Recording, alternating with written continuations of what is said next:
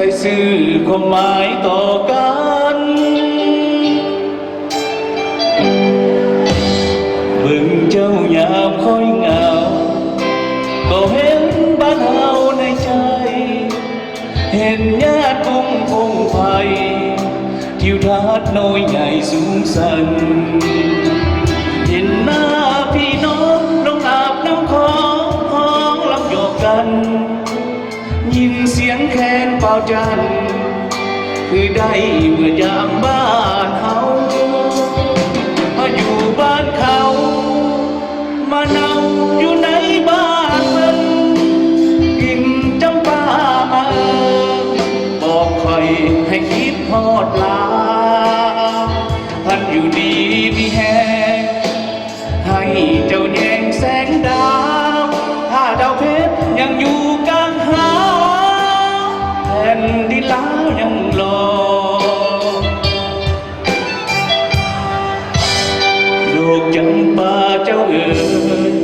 บอกเลยลูกลาวคนนี้บ่มีสักนาทีสิลืมแผ่นดินแม่พ่อฝากดวงจำปายังปรารถนาไปฮอดคนรอว่าคอยสิกลับมาพอลงอาบน้ำคลองด้วยกัน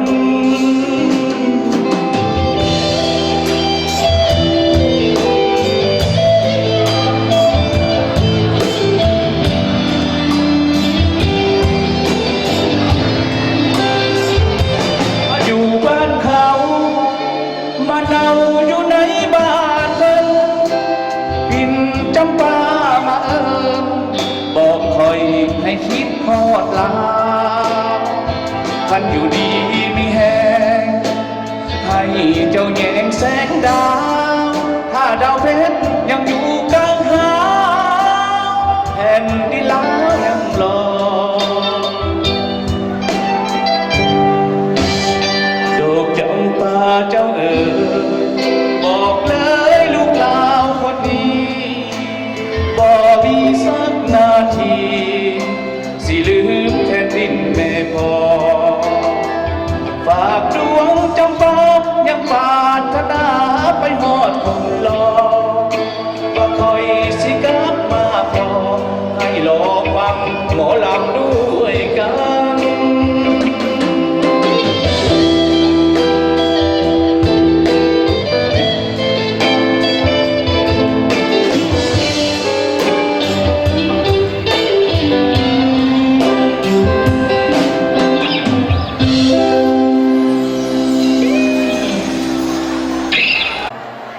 ผ่านไปมาฟังเพลงกันไปต่อเนาะเรื่อยๆไป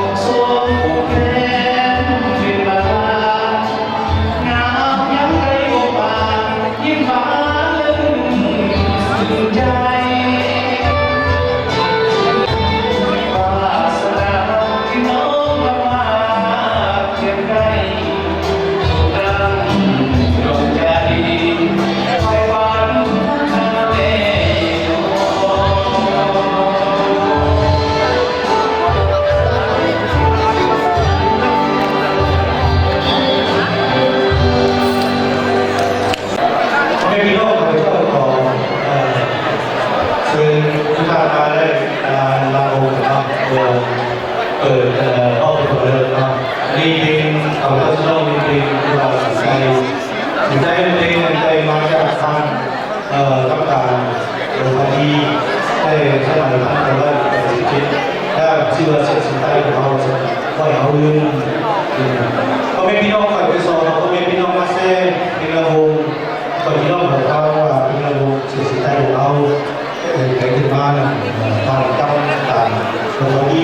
ท่านเราไปคิดแล้วก็ไม่พี่น้องมาแล้วดูแต่เนี่ยเอาเสร็จ Mesdames et messieurs, je vous demande de venir danser le gamon avec nous. C'est tout très simple, d'accord? C'est tout simple. Jeunes filles, alors cette chanson-là, intitulée C'est le taille, les écritures taille, et composée par M. Toy. M. Toy, la Jam Toy, hein,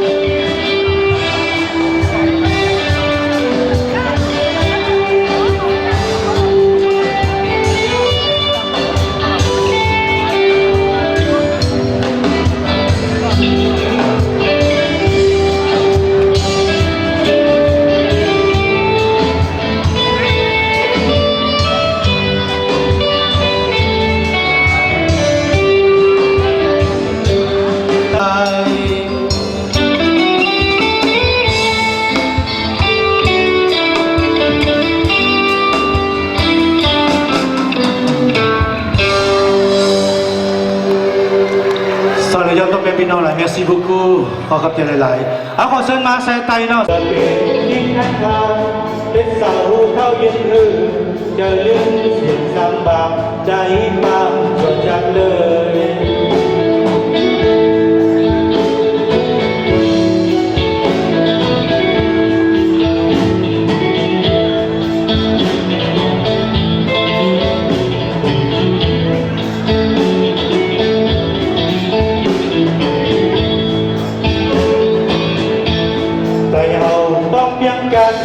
มันแก่และทำกัน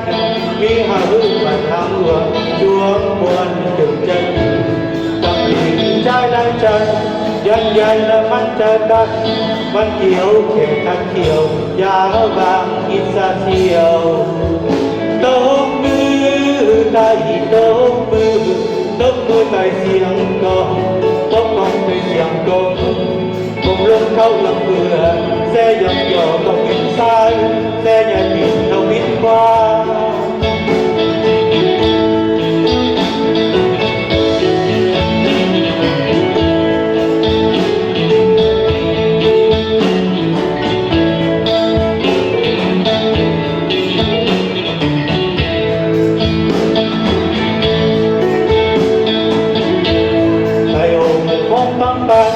กันสันจุลันไตมีหารือไตตาเสียหมายเสียสายเชือไตตดก่อหกร้อยหักเสียดวงความแม่หักเอาห้องจองผูกปันไปจื้อไตเอาเป็นยาวคำแค้นไตคำแค้นได้ออกไปเสื่อมกองได้ออกดอกเสื่อมกงตุกเขาเจ้าหุ่นหลังแต่ย่าอยากใจเอาหน้าแต่ย่าอยากใจเอาเลย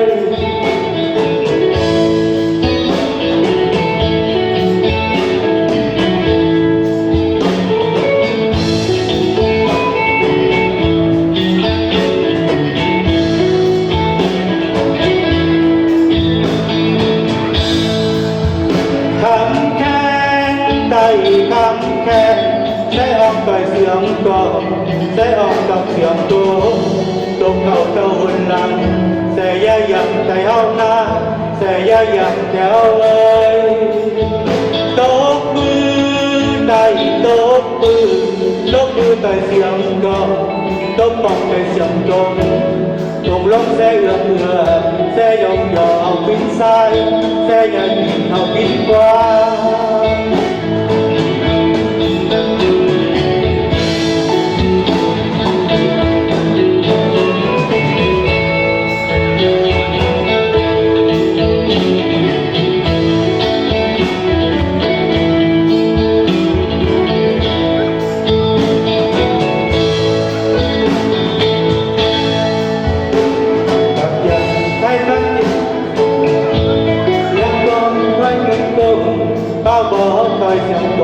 sáu bữa đông bị đông người trong sáu bữa đông bị đông ơi trong sáu bữa đông bị đông ơi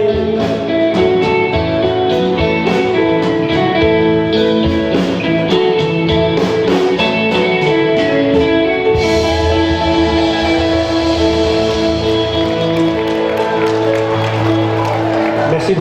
intitulé Réveiller tous les tailles. Je vous invite à venir danser s'il vous plaît. Merci.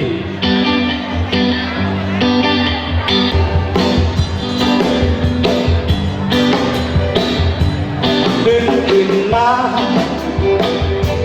ฟ้าจะยืนบึนตาเบิกดึงเป็นดินมันตกยาวสุดฟ้าตา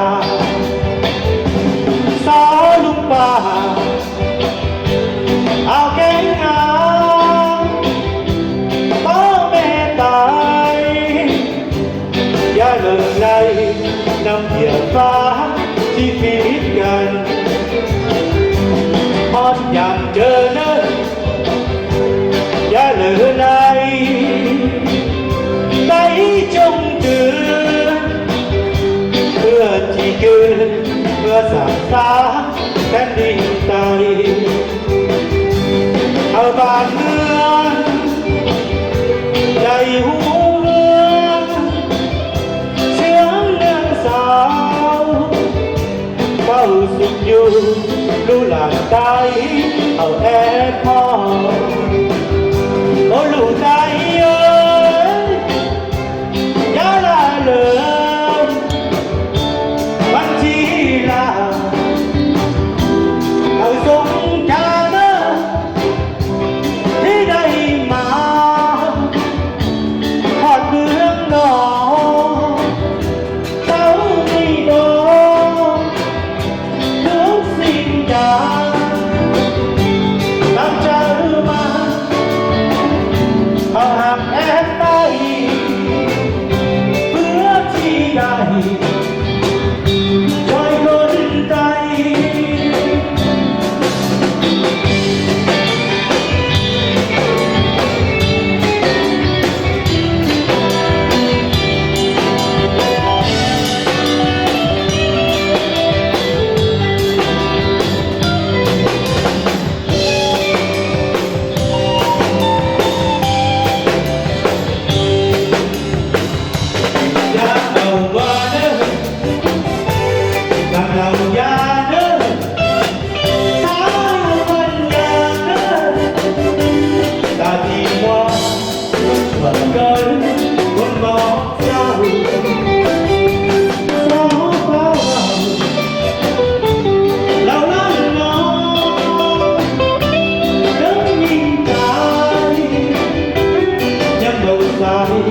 จับกายมา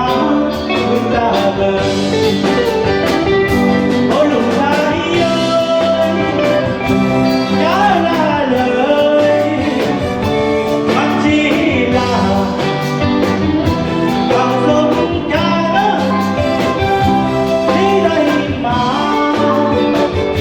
ทอดเมืองนอกเขามีบอกทุกสิ่งอย่างตั้งใจมาจงหักแอบไปเพื่อที่ได้ช่วยคนใจอย่าเข้ามาเด้อต้องเราอย่าเด้อสาคนอย่างเด้อกันว่าฉันจะกันคนมองเศร้าเราเฝ้าเรารักน้องแล้วยิ่งใจยังเบาใจใจมาถึงตาเลยยังเบาใจกับใจยังเดินกับเจอให้ตื่น